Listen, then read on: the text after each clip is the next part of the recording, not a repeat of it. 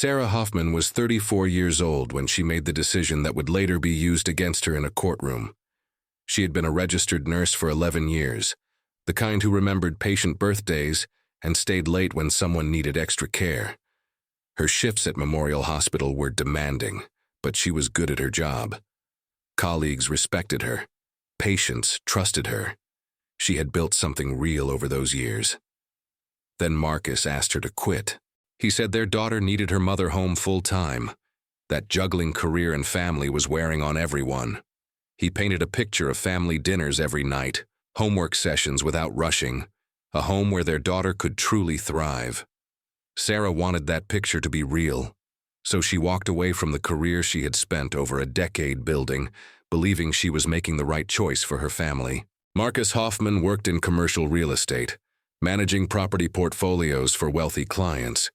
He made decent money, enough to keep them comfortable in their 3-bedroom house in a quiet suburb outside Frankfurt. He volunteered at community events, coached their daughter's soccer team on Saturdays, showed up with enthusiasm that made neighbors trust him instantly. From the outside, Marcus looked like a man who had his priorities straight. Family first, always. Their daughter Emma was 11 years old, the kind of kid teachers loved. She turned in assignments on time, participated without being disruptive, had a natural curiosity about the world. Other parents commented on how polite she was, how well-behaved compared to their own children. Emma played soccer, read books instead of staring at screens, had close friends who came over regularly. She seemed happy, well-adjusted, loved. The Hoffman family checked every box on the list of what a functional family should look like. The business trips started gradually. Marcus explained that his firm was expanding into new markets, that clients wanted face-to-face meetings before signing contracts. He said the travel was temporary, just until things settled down. Sarah believed him because 12 years of marriage had taught her that Marcus was reliable and honest. She packed his suitcase, kissed him goodbye, waited for him to come home. But other changes came with the travel. Marcus switched cologne, trading the familiar scent for something sharper and more expensive. He joined a gym, started going before work, came home talking about fitness goals he had never mentioned before. His wardrobe changed too. New shirts that fit differently, jeans that looked like they cost more than they should, shoes that were too stylish for a man who used to wear the same sneakers until they fell apart. Sarah noticed but did not want to analyze too closely. Marriage required trust. Questioning everything would poison what they had built together. So she pushed the observations away, told herself she was being paranoid, focused on being the wife and mother she had promised to be. Emma started asking questions Sarah could not answer well. One night at dinner, with Marcus away on another trip, Emma looked up from her plate and asked why Daddy was never home anymore. Sarah fumbled for an explanation about work being busy, about adults sometimes having to travel even when they did not want to. Emma did not look convinced. Her 11-year-old mind was already capable of recognizing when grown-ups were lying to make her feel better. Late at night, when Marcus was home, he stayed up long after Sarah went to bed. She would wake at 2 or 3 in the morning to find his side empty, the glow of his laptop visible from the hallway. He said he was finishing work he did not have time for during the day. Sarah wanted to believe him, but something about the way he closed the laptop when she walked into the room made her stomach tighten. One afternoon, Sarah ran into a neighbor at the grocery store. They made small talk about nothing important. Then the neighbor mentioned seeing Marcus at a restaurant downtown the previous weekend. She said he was with an attractive woman, laughing over wine, looking happy. The neighbor laughed when she said it, clearly assuming it was a work colleague or old friend. Sarah laughed too, a sound that came out hollow, agreeing it must have been work-related. The seed was planted. Sarah went home and unpacked groceries mechanically, her mind replaying the neighbor's words. An attractive woman, laughing, looking happy. She told herself it meant nothing, that Marcus had every right to have dinner with colleagues. But the doubt had taken root, and once you start questioning, stopping becomes nearly impossible. Marcus became more distant in ways that went beyond physical absence. When he was home, he felt like a ghost, present in body but absent in every way that mattered. He snapped at Sarah over small things, criticized her cooking, acted irritated when she asked about his day. Conversations that used to flow easily now felt like pulling teeth. At night, he turned away from her in bed, claiming exhaustion, claiming stress, claiming he just needed space. Sarah blamed herself. She looked in the mirror and wondered if she had let herself go, if staying home had made her boring, if Marcus was losing interest because she was not interesting anymore. She tried harder, buying new clothes even though they rarely went anywhere. She cooked his favorite meals, asked about his work, showed interest in his life. But he barely noticed. When she reached for him, he pulled away. When she asked what was wrong, he acted like her questions were an intrusion. The morning everything changed started ordinarily enough. Sarah was folding laundry in the bedroom when her phone buzzed with a text from Marcus. She glanced at the screen, expecting something mundane about dinner or his schedule. Instead, she saw an image loading slowly, pixel by pixel. When it fully appeared, her hands went still. The photo showed Marcus with a woman. They were sitting close together on a hotel balcony, his arm around her shoulders, both of them smiling in a way that suggested intimacy far beyond professional acquaintance.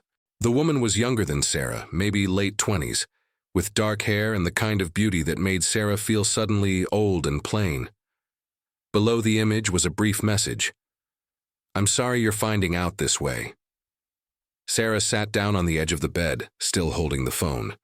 Her chest felt tight, like someone had wrapped bands around her ribs and was pulling them tighter with each breath.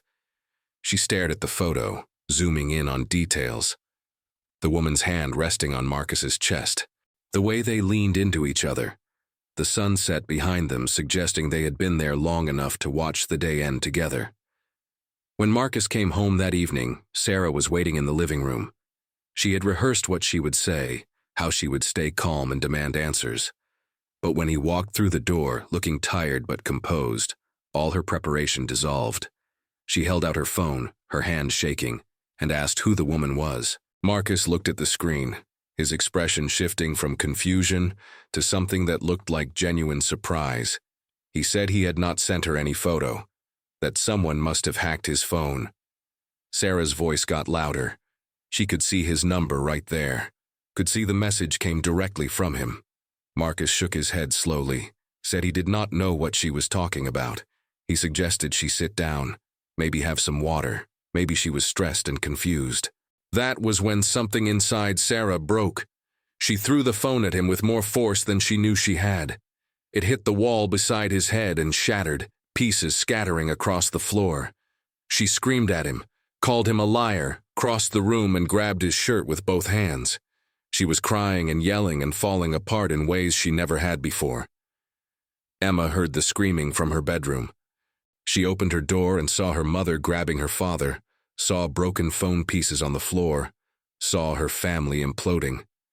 She ran back to her room and locked the door, diving under her blanket to block out the sounds. Marcus pulled his own phone from his pocket, his movements deliberate and slow. He dialed a number, and when someone answered, his voice was steady and concerned. He said his wife was having a violent episode, that she had thrown something at him, that she was becoming aggressive and their daughter was in the house. He gave the address calmly, answered questions with the composure of someone completely in control. The police arrived 12 minutes later. 2 officers knocked and Marcus answered, his expression grateful and relieved. He explained that his wife had become violent, that she had thrown her phone and grabbed him aggressively. He showed them the shattered phone pieces still on the floor. He said he was worried about their daughter, worried about what might have happened if he had not called for help. The officers looked past him and saw Sarah on the couch, face in her hands, crying uncontrollably. One officer approached and asked her to explain what happened. Sarah tried to tell them about the photo, about her husband's affair, about how he was lying and making her seem crazy. But she was hysterical, her words jumbled and incoherent between sobs. She said Marcus sent her a photo with another woman, but Marcus was saying he did not, and the photo was on her broken phone so she could not even show them now. The contrast was obvious to the officers.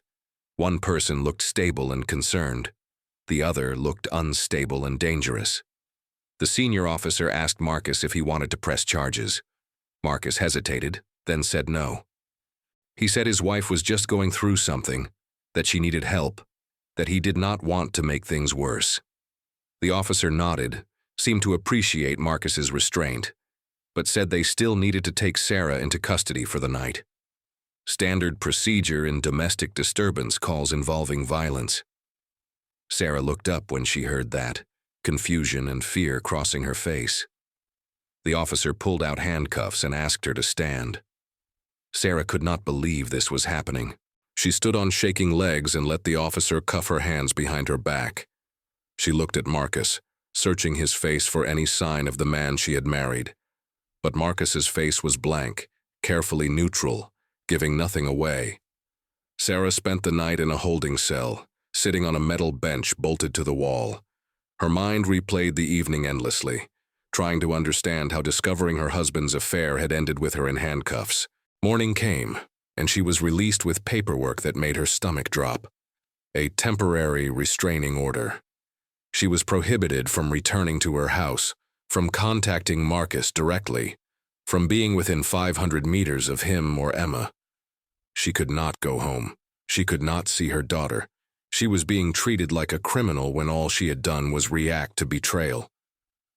Sarah's mother, Ingrid, picked her up outside the police station at 9 in the morning. The older woman did not say much during the drive, just reached over occasionally to squeeze Sarah's hand. When they pulled into Ingrid's driveway in Offenbach, she finally spoke. She said Sarah could stay as long as needed, that they would figure this out together. But her voice shook when she said it, betraying the fear that nothing would be okay. Sarah moved into her childhood bedroom, which Ingrid had kept mostly unchanged. The same pale blue walls, the same curtains Sarah had picked when she was 16, the same bookshelf filled with books from another life. Sleeping in that narrow bed made her feel like she had traveled backward in time, erasing the last 12 years. She lay there staring at the ceiling, trying to understand how she had lost everything so quickly. She needed a lawyer. Ingrid made calls to people she knew, asking for recommendations. Most family law attorneys wanted retainers of 10,000 euros or more, amount Sarah could not possibly afford. She had no income, no savings of her own, because everything had been in joint accounts that Marcus now controlled.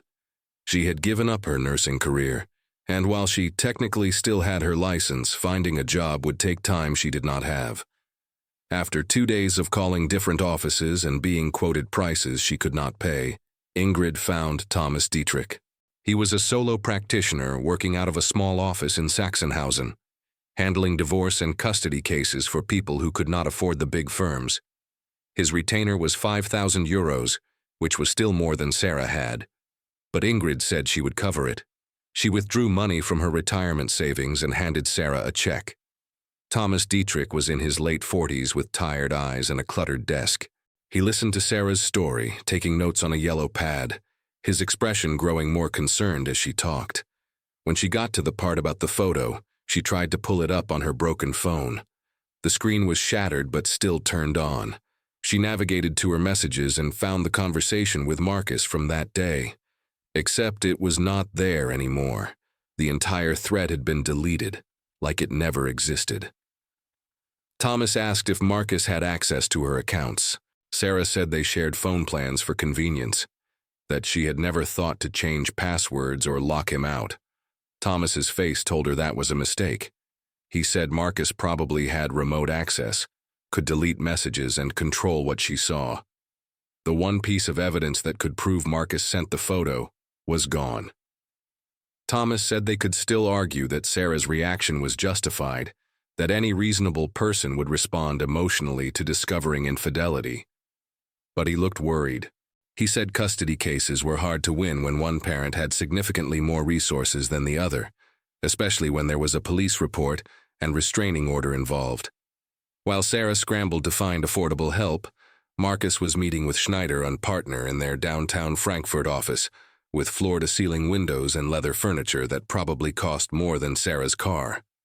Katharina Schneider herself took the case, a woman in her early 50s with silver hair, and a reputation for destroying opposing parties in family court. Her fee was 800 euros per hour. Katerina listened to Marcus's version of events with practiced neutrality.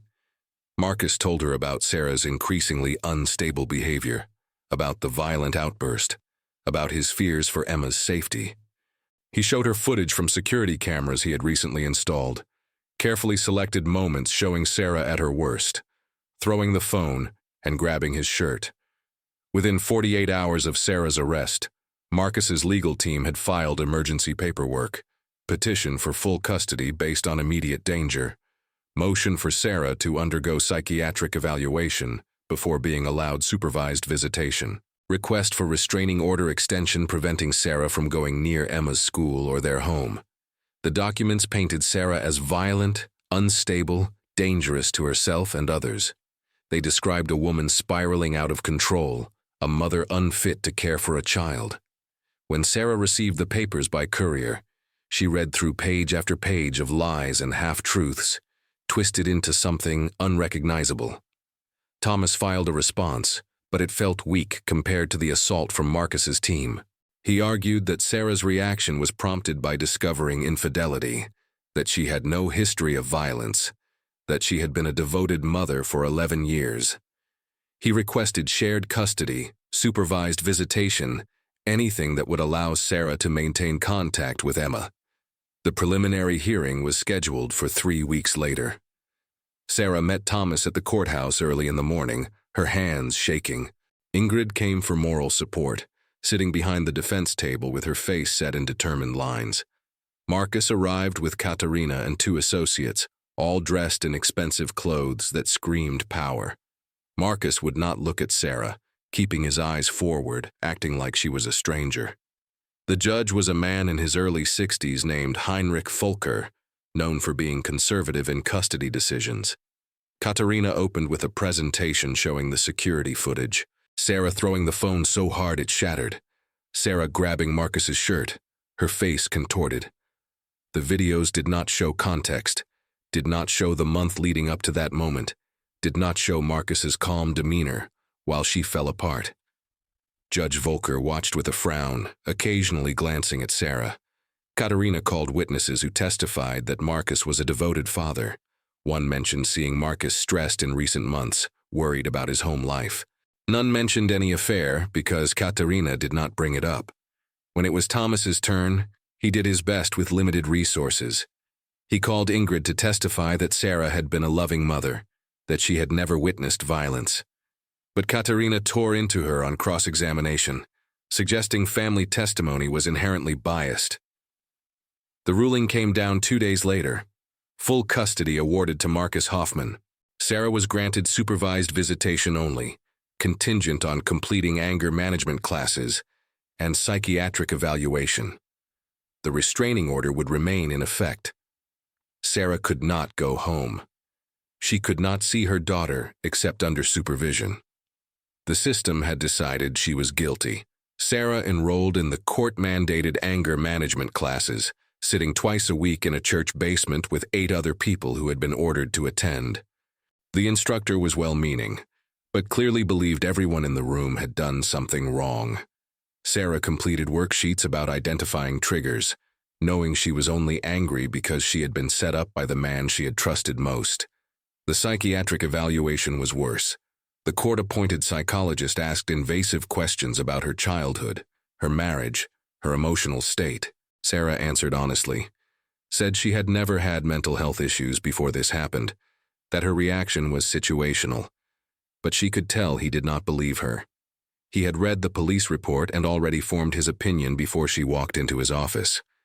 Sarah also went back to work. Her nursing license was still active, though she had been out of the field for 3 years. She finally got a position at Klinikum Frankfurt on the night shift, the hours no one else wanted. The pay was decent and the work kept her mind occupied. She would work 11-hour shifts, come home and sleep briefly, wake up for her classes, then do it all over again. The court had approved supervised phone calls between Sarah and Emma twice a week through a monitored app. The first call happened 3 weeks after the custody ruling. Sarah sat at Ingrid's kitchen table, hands shaking, waiting for the call to connect. When Emma's face appeared on the screen, Sarah almost dropped the phone. Her daughter looked thinner, sadder, older somehow. They talked for 15 minutes about nothing important. School was fine. Soccer was fine. Everything was fine. Emma's answers were short and careful, like she was worried about saying the wrong thing. She asked when Mommy could come home, and Sarah gave vague answers about adults needing to work things out. The call ended too quickly, leaving Sarah feeling more empty than before. Then the calls started getting canceled. Marcus would send messages through the court app saying Emma was too upset, after talking to Sarah, that the conversations were emotionally harmful. The supervisor reviewed the recordings and found nothing problematic, but Marcus kept canceling anyway. Twice a week became once a week, then every other week, then nothing at all. On a Tuesday morning in late October, Sarah received a text from an unknown number. She almost ignored it, but something made her open it. The message was brief. "Sarah, this is Helena Bauer from your old street. I need you to see something. Call me immediately." Sarah stared at the name, trying to place it. Helena Bauer, the elderly widow who lived 3 houses down from what used to be Sarah's home. They had been friendly neighbors, chatting occasionally. Helena had sent a card after the custody hearing, expressing sympathy, but they had not spoken since. Why would Helena be contacting her now, 4 months later? Before Sarah could call, another message came through. Just an image file, no explanation. Sarah tapped it and waited for it to load. The image appeared slowly, and when it fully resolved, Sarah's breath caught in her throat. A thin figure slumped against a doorframe, wearing oversized clothes that hung off a skeletal frame. The person's face was partially visible, showing hollow cheeks and sunken eyes. Sarah's brain refused to process what she was seeing. This could not be right. The figure was too thin, too frail, but the hair was the same, the nose was the same. Another text from Helena. "It's Emma. Last night," Sarah screamed. The sound tore from her throat, raw and primal. Ingrid rushed in from the other room, asking what was wrong. Sarah could not speak, could only stare at the photo of her daughter looking like she was dying. Ingrid took the phone and looked at the screen. Her face went white. She sat down heavily, one hand over her mouth. She looked at the image for a long time, then at Sarah, who was now on the floor crying so hard no sound came out. Ingrid called Helena's number immediately, putting it on speaker. Helena answered right away, her voice shaking. She explained that Emma had come to her house around 10 the previous night, barefoot and desperate, begging for food.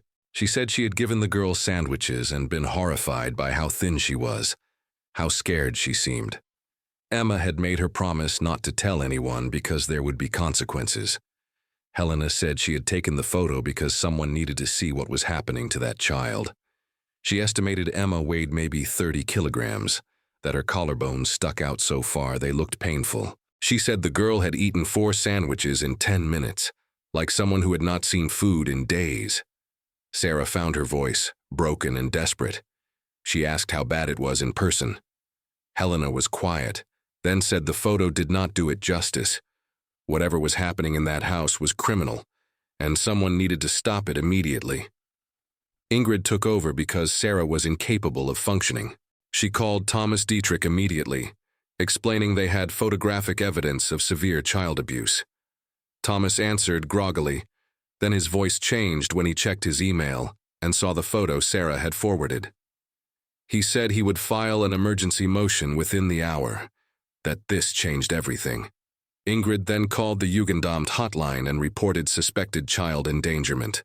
The operator took the report seriously, asking multiple questions about the child's condition and when the photo was taken. She said a caseworker would be assigned first thing in the morning, that if they believed the child was in immediate danger, they should call police.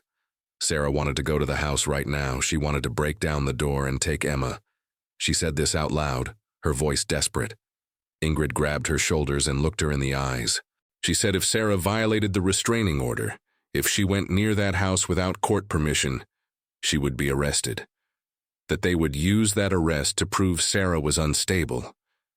The only way to save Emma was to do this legally, no matter how much it hurt to wait. The night lasted forever. Sarah did not sleep, could not even lie down.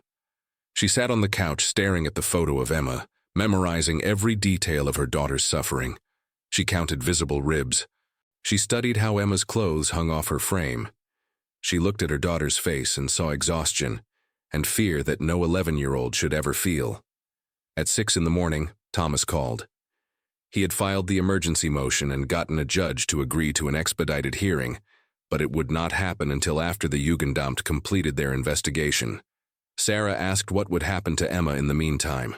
Thomas said she would likely go to temporary foster care until the hearing. Sarah said no, absolutely not. Her daughter was not going to strangers. Thomas said he would argue for emergency placement with Sarah, but it would depend on what authorities found. At 8:47, Thomas called again. The Jugendamt was at the house with police. They had brought officers to ensure compliance. Marcus had tried to refuse entry, but the officer threatened arrest for obstruction. They were inside now, conducting the welfare check. 30 minutes later, the call Sarah had been dreading and hoping for came. Thomas's voice was shaking. They had found Emma in her bedroom, barely conscious, severely dehydrated and malnourished. An ambulance had been called immediately. Emma was being transported to Klinikum Frankfurt, the hospital where Sarah worked. Sarah and Ingrid were in the car before Thomas finished talking. Ingrid drove faster than she ever had, running red lights. They reached the hospital in minutes. Sarah's badge got them through security without questions. The emergency nurse recognized Sarah and saw the panic on her face. She said they had just brought in a pediatric patient matching Emma's description, that she was in Trauma Bay 3. Sarah ran. She pushed through the curtain and saw her daughter on a gurney, hooked up to IV lines and monitors, looking even worse in person than in the photo. A doctor was examining Emma while a nurse adjusted fluids. Both turned when Sarah burst in. The doctor started to say she could not be there, but Sarah was not listening. She dropped to her knees at Emma's bedside. Her daughter's eyes were closed, her breathing shallow, her skin pale and stretched too tight over bones that should not be visible. Sarah put her hand on Emma's forehead, felt how cold she was. She started crying, all the grief and rage of the past 4 months pouring out. Emma's eyes opened slightly. She looked at Sarah without recognition at first. Then something clicked. Her lips moved and a single word came out, barely audible. "Mama." Sarah collapsed forward, her forehead against the gurney rail. Ingrid came up behind her, one hand on Sarah's shoulder, crying too. The doctor stepped back, letting them have the moment.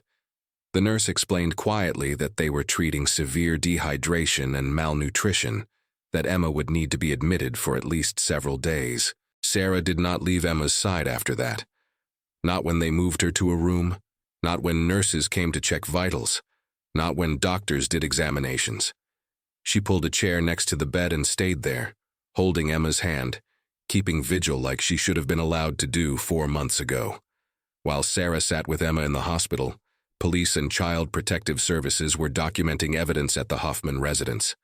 What they found painted a disturbing picture of systematic neglect. Emma's bedroom was nearly empty, stripped of personal belongings. No posters, no books, minimal clothing. The investigators found a notebook hidden under the mattress, filled with Emma's handwriting that grew shakier with each entry. Day 18. She says I complain too much.